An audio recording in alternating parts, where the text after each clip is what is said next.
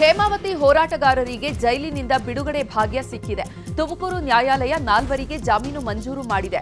H B Navachetan, ಬೆಣಚಿಕೆರೆ Lokesh ಮತ್ತು H N Chetan, B V ಆನಂದ್ಗೆ ಜಾಮೀನು ಸಿಕ್ಕಿದ್ದು ನಾಳೆ ಜೈಲಿನಿಂದ ಬಿಡುಗಡೆ ಆಗಲಿದ್ದಾರೆ. ಮೇ 31ರಂದು ತುಮಕೂರಿನ ಸಂಕಾಪುರದಲ್ಲಿ ಹೇಮಾವತಿ ಲಿಂಕ್ ಕೆನಾಲ್ ವಿರುದ್ಧ ಪ್ರತಿಭಟನೆಯನ್ನ ಮಾಡಿದ್ರು. ತುಮಕೂರಿನಲ್ಲಿ ಎದ್ದಿರೋ ಹೇಮಾವತಿ ಕಿಚ್ಚು ನಿಂತಿಲ್ಲ. ವಾಟರ್ ವಾರ್ ಜೋರಾಗ್ತಾ ಇದ್ದು ಅಖಾಡಕ್ಕೆ ಕೇಂದ್ರ ಸಚಿವ ವಿ ಸೋಮಣ್ಣ ಇಳಿದಿದ್ದಾರೆ. ಇಂದು ಗುಬ್ಬಿ ತಾಲೂಕಿನ ಸೊಂಕಾಪುರಕ್ಕೆ ಭೇಟಿ ನೀಡಿ ಕಾಮಗಾರಿ ಸ್ಥಳವನ್ನ ವೀಕ್ಷಿಸಲಿದ್ದಾರೆ. ನಂತರ ಡಿರಾಂಪುರದಲ್ಲಿ ಸಭೆಯನ್ನ ಮಾಡಲಿದ್ದು ಹೋರಾಟ ತೀವ್ರಗೊಳಿಸುವ ನಿರ್ಧಾರವನ್ನ ಕೈಗೊಳ್ಳುವ ಸಾಧ್ಯತೆ ಇದೆ. ಕೋಟ್ಯಾಂತರ ರೂಪಾಯಿ ಖರ್ಚು ಮಾಡಿ ಮಾರ್ಕೆಟ್ ನಿರ್ಮಿಸಿದ್ರೆ ಅದು ಈಗ ಹಾಳು ಕೊಂಪೆಯಾಗಿದೆ. ಕೊಪ್ಪಳದ ಗಂಗಾವತಿ ನಗರಸಭೆಯಿಂದ ಮಾರ್ಕೆಟ್ ನಿರ್ಮಿಸಲಾಗಿತ್ತು.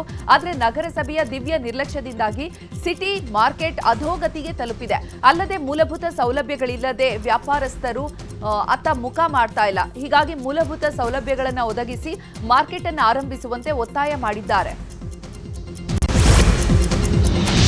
ಆನ್ಲೈನ್ ಗೇಮ್ ಮತ್ತು ಕ್ಯಾಸಿನೋ ಆಡಿ ಲಕ್ಷ ಸಾಲ ಮಾಡಿಕೊಂಡು ಯುವಕನೊಬ್ಬ ಸಾಕು ನಾಯಿಯ ತಾಯಿಯ ಚಿನ್ನಾಭರಣವನ್ನ ದೋಚಿರುವಂತಹ ಘಟನೆ ಬೆಳಗಾವಿಯ ಕೌಜಲಗಿ ಪಟ್ಟಣದಲ್ಲಿ ನಡೆದಿದೆ. 20 ಲಕ್ಷ ಮೌಲ್ಯದ 200 ಗ್ರಾಂ ಚಿನ್ನಾಭರಣವನ್ನ ದೋಚಿಕೊಂಡು ಹೋಗಿದಂತಹ ಕದೀಮನನ್ನ ಪೊಲೀಸರು ಬಂಧಿಸಿದ್ದಾರೆ. ಸಹೋದರಿ ಮಗನನ್ನ ಸಾಕಿ ಸಲಹಿತಾ ಇದ್ದ ದೊಡ್ಡಮ್ಮನ ಚಿನ್ನಾಭರಣ ಕದ್ದ ಆರೋಪಿ ಲೋಕೇಶ್ ಈಗ ಜೈಲು ಸೇರಿದ್ದಾನೆ. ಮೊದಲು ತಾನೇ ಕೈ ಕುಯ್ದುಕೊಂಡು ಕಳ್ಳರು ಹೀಗೆ ಮಾಡಿದ್ರು ಅಂತ ನಂಬಿಸಿದ್ದ. ನಂತರ ಫೀಲ್ಡಿಗಿಳಿದ ಖಾಕಿ ಪಡೆ ಪ್ರಕರಣವನ್ನ ಭೇದಿಸಿದ್ದು ಮಗನ ದರೋಡೆ ಕತೆ ಹೊರಬಿದ್ದಿದೆ. ಇದು ಹೇಳಿಕೊಳ್ಳೋಕೆ ಮಾತ್ರ ರಾಜ್ಯ ಹೆದ್ದಾರಿ. ಆದರೆ ಪ್ರತಿದಿನವೂ ಒಂದಿಲ್ಲೊಂದು ಅಪಘಾತಗಳು ನಡೆಯುವ ಯಮದಾರಿಯಾಗಿದೆ. ಬೆಂಗಳೂರು ದಕ್ಷಿಣ ಜಿಲ್ಲೆಯ ಚನ್ನಪಟ್ಟಣದ ಜನ ಗುಂಡಿಗಳ ಕಾಟಕ್ಕೆ ಬೇಸತ್ತು ಹೋಗಿದ್ದಾರೆ. ಕಳೆದ 6-7 ತಿಂಗಳಿನಿಂದ ಸಹ ಗುಂಡಿಮಯವಾಗಿರುವಂತಹ ಈ ಹೆದ್ದಾರಿ ಕಡೆಗೆ ಸರ್ಕಾರ ಮತ್ತು ಲೋಕೋಪಯೋಗಿ ಇಲಾಖೆ ಅಧಿಕಾರಿಗಳು ಗಮನ ಕೊಡದೆ ಕಣ್ಮುಚ್ಚಿ ಕುಳಿತಿದ್ದಾರೆ. ಇಂದು ಚಿಕ್ಕಬಳ್ಳಾಪುರ ಜಿಲ್ಲೆಗೆ ಸಿಎಂ ಸಿದ್ದರಾಮಯ್ಯ ಭೇಟಿ ನೀಡಲಿದ್ದಾರೆ. ಗೌರಿಬಿದನೂರಿನ ಹನುಮೇನಹಳ್ಳಿ ಮತ್ತು ಚರಕಮೆಟ್ಟಿನಹಳ್ಳಿ ಬಳಿ ಕುಸುಮ್ ಸಿ ಯೋಜನೆಗೆ ಸಿಎಂ ಚಾಲನೆಯನ್ನ ನೀಡಲಿದ್ದಾರೆ. ಈ ಯೋಜನೆಯು ರೈತರ ಕೃಷಿ ಪಂಪ್ಸೆಟ್ಗಳಿಗೆ ಸಮರ್ಪಕ ಸೋಲಾರ್ ವಿದ್ಯುತ್ ಪೂರೈಸುವ ಗುರಿಯನ್ನ ಹೊಂದಿದೆ. 60 ಎಕರೆ ಪ್ರದೇಶದಲ್ಲಿ 2000 ಮೆಗಾವ್ಯಾಟ್ ಸಾಮರ್ಥ್ಯದ ಸೋಲಾರ್ ಘಟಕವನ್ನು ಸ್ಥಾಪಿಸಲಾಗಿದೆ. ಮಾವು ಬೆಲೆ ಕುಸಿತದಿಂದ ಕೋಲಾರದ ಮಾವು ಬೆಳೆಗಾರರು ಕಂಗಾಲಾಗಿದ್ದಾರೆ. ಹೀಗಾಗಿ ಬೆಂಬಲ ಬೆಲೆ ಘೋಷಿಸುವಂತೆ ಇಂದು ಶ್ರೀನಿವಾಸಪುರ ಬಂದ್ ಮಾಡಲಿದ್ದಾರೆ. ಬೆಳಿಗ್ಗೆ 6 ಗಂಟೆಯಿಂದ ಸಂಜೆ 6 ಗಂಟೆವರೆಗೆ ಬಂದ್ ಮಾಡಲಿದ್ದು ಪ್ರತಿ ಕೆಜಿ ಮಾವಿಗೆ 10 ರಿಂದ 15 ರೂಪಾಯಿ ಬೆಂಬಲ ಬೆಲೆ ನೀಡುವಂತೆ ಆಗ್ರಹಿಸಿದ್ದಾರೆ. ಅಡಿಕೆ ಹಾಳೆಯ ಅಮೆರಿಕ ಖ್ಯಾತಿಗೆ ಸಿಕ್ತು ಪರಿಹಾರ. ಶಿವಮೊಗ್ಗದ ಯುವ ಉದ್ಯಮಿ ಮತ್ತು ಸಂಶೋಧಕರಾದಂತಹ ನಿವೇದನ್ ನೆಂಪೆಯ ಹೊಸ ಆವಿಷ್ಕಾರದಿಂದ ಸಮಸ್ಯೆಗೆ ಪರಿಹಾರ ದೊರಕಿದೆ. ಅಡಿಕೆ ಹಾಳೆಯಲ್ಲಿ ಕ್ಯಾನ್ಸರ್ ಕಾರಕ ಅಂಶ ಇದೆ ಅಂತ ಅಮೆರಿಕ ಮತ್ತು ಇತರೆ ರಾಷ್ಟ್ರಗಳು ಆಮದನ್ನ ನಿಲ್ಲಿಸಿದ್ವು. ಇದರಿಂದ ಭಾರತಕ್ಕೆ ವಾರ್ಷಿಕ 4,000 ಕೋಟಿ ರೂಪಾಯಿ ನಷ್ಟವಾಗ್ತಾ ಇತ್ತು. ಹಾಗಾಗಿ ಹಾಳೆ ತಟ್ಟೆಯ ಮೇಲ್ಬೈಗೆ ಫುಡ್ ಗ್ರೇಡ್ ಪೇಪರ್ ಬಳಸಿ ಶಿವಮೊಗ್ಗದ ಯುವಕ ಪರಿಹಾರವನ್ನ ಕಂಡುಹಿಡಿದಿದ್ದಾರೆ. 300 ಡಿಗ್ರಿ ಸೆಲ್ಸಿಯಸ್ ಬಿಸಿಯ ಆಹಾರ ಪದಾರ್ಥವನ್ನ ಹಾಕಿದ್ರೂ ಫುಡ್ ಗ್ರೇಡ್ ಪೇಪರ್ ಹಾಳಾಗುವುದಿಲ್ಲ. ಇಂದು ರಾಜ್ಯ ಹೈಕೋರ್ಟ್ನ ನ್ಯಾಯಮೂರ್ತಿಯಾಗಿ ಪೆರಗು ಶ್ರೀ ಸುಧಾ ಪ್ರಮಾಣ ವಚನ ಸ್ವೀಕಾರ ಮಾಡಲಿದ್ದಾರೆ. ರಾಜಭವನದಲ್ಲಿ ಪ್ರಮಾಣ ವಚನ ಕಾರ್ಯಕ್ರಮ ನಡೆಯಲಿದೆ. ಈ ಕಾರ್ಯಕ್ರಮಕ್ಕೆ ಸಿಎಂ ಸಿದ್ದರಾಮಯ್ಯ, ರಾಜ್ಯಪಾಲ ಥಾವರ್ ಚಂದ್ ಗೆಹ್ಲೋಟ್ ಆಹ್ವಾನಿಸಿದ್ದಾರೆ. ಭಾರತ ಮತ್ತು ಅಮೆರಿಕ ಜಂಟಿ ಬಾಹ್ಯಾಕಾಶ ಯೋಜನೆ ಆಕ್ಸಿಯಂ 4 ಮೆಷಿನ್ ನಭಕ್ಕೆ ಜಿಗಿಯಲು ಕೌಂಟ್ಡೌನ್ ಶುರುವಾಗಿದೆ. ಫ್ಲೋರಿಡಾದಲ್ಲಿರುವಂತಹ ನಾಸಾದ ಕೆನಡಿ ಬಾಹ್ಯಾಕಾಶ ಕೇಂದ್ರದಿಂದ ಭಾರತೀಯ ಕಾಲಮಾನದ ಪ್ರಕಾರ ಇಂದು ಸಂಜೆ 5:30ಕ್ಕೆ ಸ್ಪೇಸ್ ಎಕ್ಸ್ನ ಫಾಲ್ಕನ್ 9 ಉಡಾವಣೆ ಆಗಲಿದೆ. ಭಾರತದ ಗಗನಯಾತ್ರಿ ಗ್ರೂಪ್ ಕ್ಯಾಪ್ಟನ್ ಶುಭಾಂಶು ಶುಕ್ಲಾಗೆ ಭಾರತೀಯ ವಾಯುಪಡೆ ಸೇನೆಯ ಮುಖ್ಯಸ್ಥ ಅಮರ್ಪ್ರೀತ್ ಸಿಂಗ್ ಶುಭ ಕೋರಿದ್ದಾರೆ. ಆಕಾಶವನ್ನ ವೈಭವದಿಂದ ತಲುಪಿ ನಿಮ್ಮ ಬಾಹ್ಯಾಕಾಶ ಪ್ರಯಾಣ ಸುರಕ್ಷಿತ ಮತ್ತು ಯಶಸ್ವಿಯಾಗಲಿ ಅಂತ ಹೇಳಿದ್ದಾರೆ.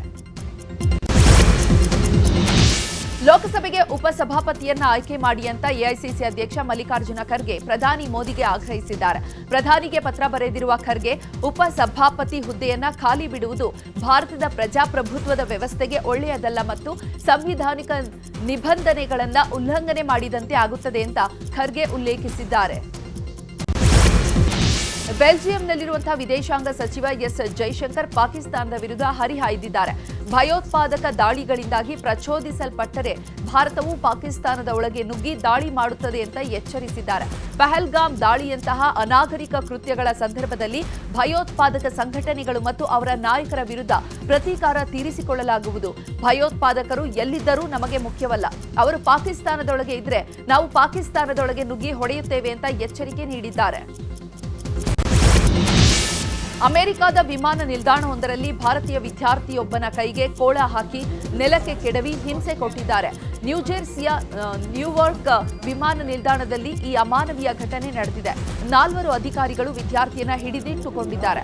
ಅವರಲ್ಲಿ ಇಬ್ಬರು ತಮ್ಮ ಮೊಣಕಾಲುಗಳನ್ನು ವಿದ್ಯಾರ್ಥಿ ಬೆನ್ನಿನ ಮೇಲೆ ಇಟ್ಕೊಂಡಿದ್ದು ವಿದ್ಯಾರ್ಥಿಯ ಕಾಲುಗಳು ಮತ್ತು ಕೈಗಳನ್ನು ಕಟ್ಟಿ ಹಾಕಿದ್ದಾರೆ. ಜಾಲತಾಣದಲ್ಲಿ ಈ ಅಮಾನವೀಯ ವಿಡಿಯೋ ವೈರಲ್ ಆಗಿದೆ. ಈ ಘಟನೆಯನ್ನು ಅಮೆರಿಕ ಖಂಡಿಸಿದ್ದು ಭಾರತದ ವಿದ್ಯಾರ್ಥಿಗಳ ರಕ್ಷಣೆಯ ಬಗ್ಗೆ ಬದ್ಧ ಅಂತ ಹೇಳಿದೆ. ರಷ್ಯಾ ಉಕ್ರೇನ್ ನಡುವಿನ ಯುದ್ಧ ನಿಲ್ಲೋ ಲಕ್ಷಣಗಳೇ ಕಾಣ್ತಿಲ್ಲ. ಉಕ್ರೇನ್ ಮೇಲೆ ರಷ್ಯಾ ಸೇನೆ ಡ್ರೋನ್ ಮತ್ತು ಕ್ಷಿಪಣಿ ದಾಳಿ ಮುಂದುವರಿಸಿದೆ. ಕೀವ್ ಮತ್ತು ಒಡೆಸಾ ನಗರಗಳನ್ನು ಗುರಿಯಾಗಿಸಿ ರಷ್ಯಾ 315 ಡ್ರೋನ್ಗಳು ಮತ್ತು 7 ಕ್ಷಿಪಣಿಗಳನ್ನು ಉಡಾಯಿಸಿದೆ. ರಷ್ಯಾ ದಾಳಿಯಲ್ಲಿ 3 ಮೃತಪಟ್ಟಿದ್ದಾರೆ, 13 ಮಂದಿ ಗಾಯಗೊಂಡಿದ್ದಾರೆ. ವಲಸಿಗರನ್ನ ಹೊರದಬ್ಬುವ ಅಮೆರಿಕ ಅಧ್ಯಕ್ಷ ಡೊನಾಲ್ಡ್ ಟ್ರಂಪ್ ನಿರ್ಧಾರದ ವಿರುದ್ಧ ಲಾಸ್ ಏಂಜಲೀಸ್ನಲ್ಲಿ ನಡೆಯುತ್ತಿರುವಂತಹ ಪ್ರತಿಭಟನೆ ಹಿಂಸಾಚಾರಕ್ಕೆ ತಿರುಗಿದೆ. ಹಿಂಸಾತ್ಮಕ ಪ್ರತಿಭಟನೆಯನ್ನು ಹತ್ತಿಕ್ಕಲು ಮತ್ತು ಶಾಂತಿಯನ್ನು ಸ್ಥಾಪಿಸಲು ಟ್ರಂಪ್ ಸರ್ಕಾರ ಪರದಾಡ್ತಾ ಇದೆ. ಹೆಚ್ಚುವರಿಯಾಗಿ 2,000 ನ್ಯಾಷನಲ್ ಗಾರ್ಡ್ ಮತ್ತು ನೌಕಾಪಡೆಯ 700 ತುಕಡಿಗಳನ್ನು ನಿಯೋಜನೆಗೊಳಿಸಿದ್ದಾರೆ. ಕಾನೂನು ಸುವ್ಯವಸ್ಥೆಗೆ ಭಂಗ ತರುವವರ ವಿರುದ್ಧ ಕಠಿಣ ಕ್ರಮಗಳನ್ನು ಕೈಗೊಳ್ಳಲಾಗುವುದು ಅಂತ ಟ್ರಂಪ್ ಎಚ್ಚರಿಕೆ ನೀಡಿದ್ದಾರೆ. ವಿಶ್ವ ಟೆಸ್ಟ್ ಚಾಂಪಿಯನ್ಶಿಪ್ನ ಫೈನಲ್ ಪಂದ್ಯ ಇಂದಿನಿಂದ ಲಾರ್ಡ್ಸ್ ಕ್ರಿಕೆಟ್ ಮೈದಾನದಲ್ಲಿ ನಡೆಯಲಿದೆ. ಆಸ್ಟ್ರೇಲಿಯಾ ಮತ್ತು ದಕ್ಷಿಣ ಆಫ್ರಿಕಾ ನಡುವೆ ಪಂದ್ಯ ನಡೆಯಲಿದ್ದು ಆಸ್ಟ್ರೇಲಿಯಾ ಸತತ 2ನೇ ಬಾರಿಗೆ ವಿಶ್ವ ಟೆಸ್ಟ್ ಚಾಂಪಿಯನ್ಶಿಪ್ನ ಫೈನಲ್ ಆಡ್ತಿದೆ. ದಕ್ಷಿಣ ಆಫ್ರಿಕಾ ಈ ಪಂದ್ಯವನ್ನ ಗೆದ್ದು ಮೊದಲ ಐಸಿಸಿ ಪ್ರಶಸ್ತಿಯನ್ನ ಗೆಲ್ಲುವ ಕನಸು ಕಾಣ್ತಾ ಇದೆ.